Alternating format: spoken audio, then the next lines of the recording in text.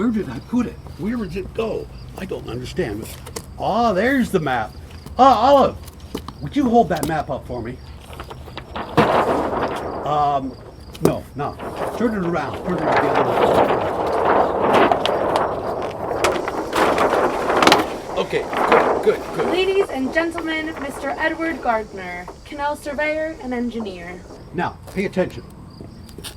Now we're here. We need to go here, and then across this way, back up that way. All the stuff in the middle has got to go. We're here. We need to go here, and then go that way, and then back up this way. And all the farms and the families and the houses in the middle need to move. Got it? Look, folks. The construction crews can't get in to build this thing if we don't hurry up, survey out the route, and move those families. I know a lot of people will lose some farmland and houses and barns, and it's a shame that we have to demolish the historic St. Peter's Church, but at least local families will be given time to move the bodies of their loved ones from the cemetery before it's flooded. All in the name of progress. So, the proposed canal will enter from Lake Ontario at the mouth of 10 Mile Creek, about 3 miles east of the present canal at Port Dalhousie. The total length of the canal from Lake Ontario to Lake Erie is 25 miles.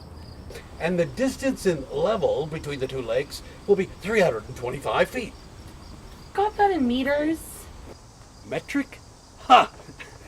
According to Mr. Weller, the dimensions of the locks will have a lift of 46 feet, a length of 800 feet, and a width of 80 feet.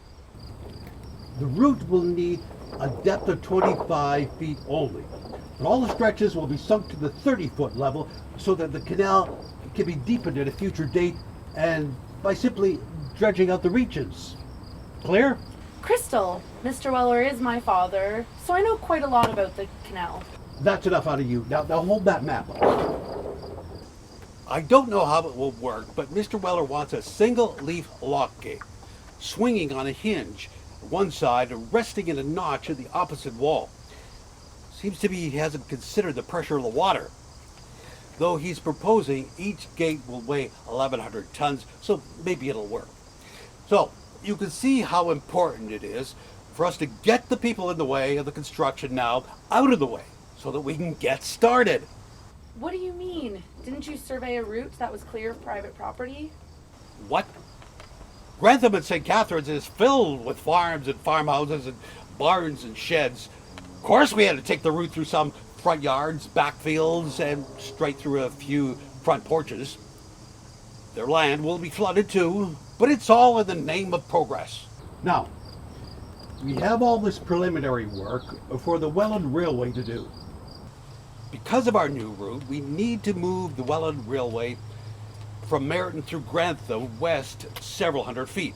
You know, the old Campbell farm. Yes, I love that place. Well, it was in the way, so we had to cut 30 acres of trees to make room for the canal work yards. The company tore down the house, and barns too. They were too old, too small to be of any use. The property has been appropriated as the headquarters for the plant of the Confederation Construction Company. They're the ones that are going to build several of the locks.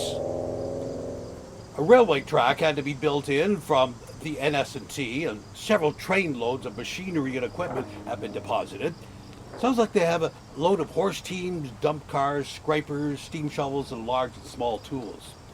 They're going to build a couple of huge 3-story boarding houses for the thousands of men who will be employed. But never mind the past. It's all in the name of progress. Now, get to work.